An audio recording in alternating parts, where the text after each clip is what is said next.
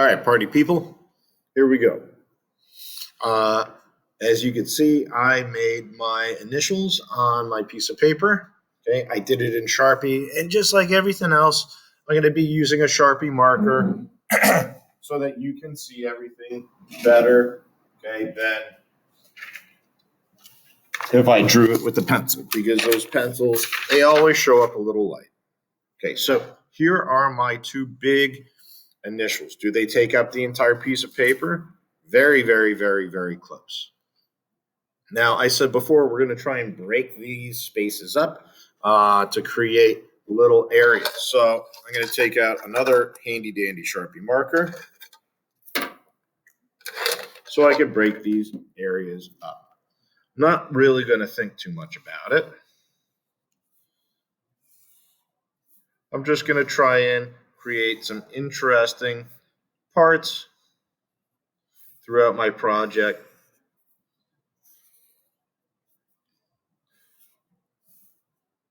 Yeah, that's cool. All right, so now I have on the G alone 1, 2, 3, 4, 5, 6. On the T, I have 1, 2, 3, 4.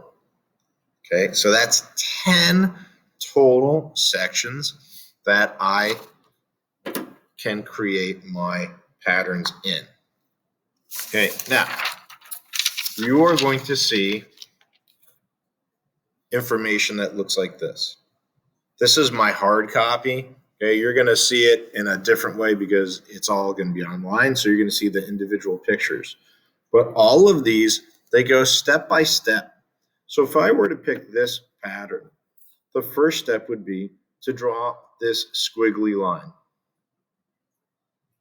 The second step would be to draw a second squiggly line. They kind of look like railroad tracks or like a stream, rivers. Then I would draw the lines that connect them, and then I'd finish it up by drawing lines that go beyond them. So let's try this one together, or at least let me draw the example of this. I'm going to start it right here at the top of my G. So the first step was to draw a squiggly line. Then I'm going to go through and add on to it. The second box said to draw another squiggly line. They don't have to be identical.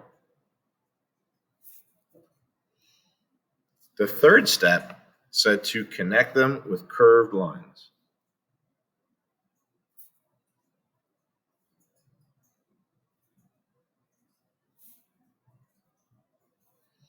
And the last step had them connecting with curved lines, but they were going in an opposite direction. So I'm going to bring the example back.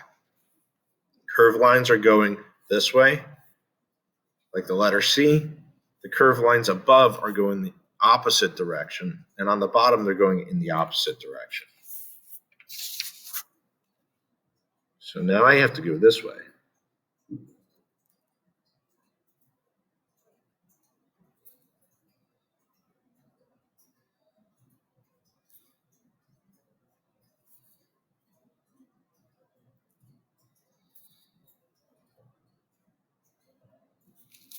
Cool. I'm going to try another one since I have your attention.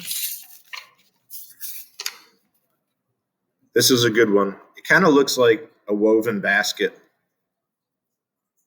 So the first step is to draw 4 lines going one way. And then you could see as we progress through this second step, they alternate.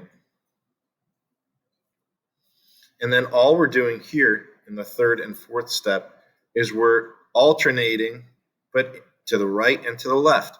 So here's our first row. Here's our second row. It's the exact opposite. So I'm going to do that here in this part of the G. So the first row, 1, 2, 3, 4, 1, 2, 3, 4, 1, 2, 3, 4, 1, 2, 3, 4, 1, 2, 3, 4. The next row I'm going to do over here. So I'm going to try and get my arm out of the way. 1, 2, 3, 4. 1, 2, 3, 4. 1, 2, 3, 4. 1, 2. Up. I ran out of room. Let me zoom in. Zoom in, zoom in, zoom in. I ran out of room. Am I going to be upset?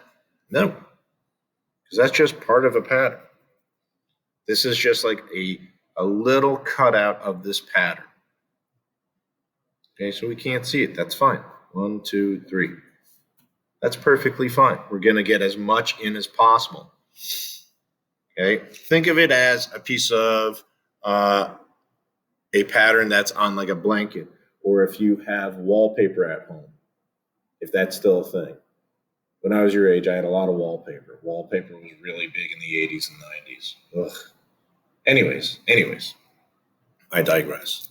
If you have a blanket and it has a pattern, at some point towards the end of the edges of that blanket, the pattern ends. And that's what's happening here. The pattern's just ending because we're running out of material. We're running out of room. Okay, let's go over to this side. 1, 2, 3, 4. 1, 2, 3. Can't fit a fourth one. Am I upset? Nope. 1, 2, 3, 4. 1, 2, 3. Am I upset? Nope. 1, 2, 3, 4. Perfect. Look at that. Should we do one more together? Why not? Why not? You find one that would fit well in this little area.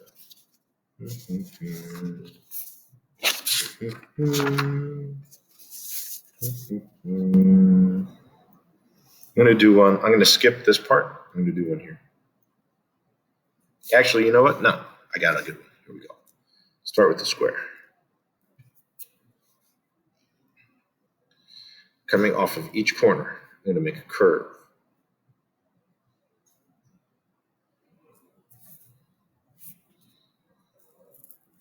Now I'm going to fill in each curve with a couple of lines.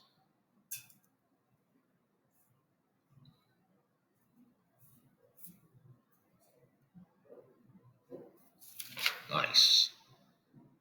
Look at that. We're almost halfway done. 1, 2, 3, 1, 2, 3. Yep, we are halfway done with the G. Okay. So have fun with this. Like I said, this is kind of a free project.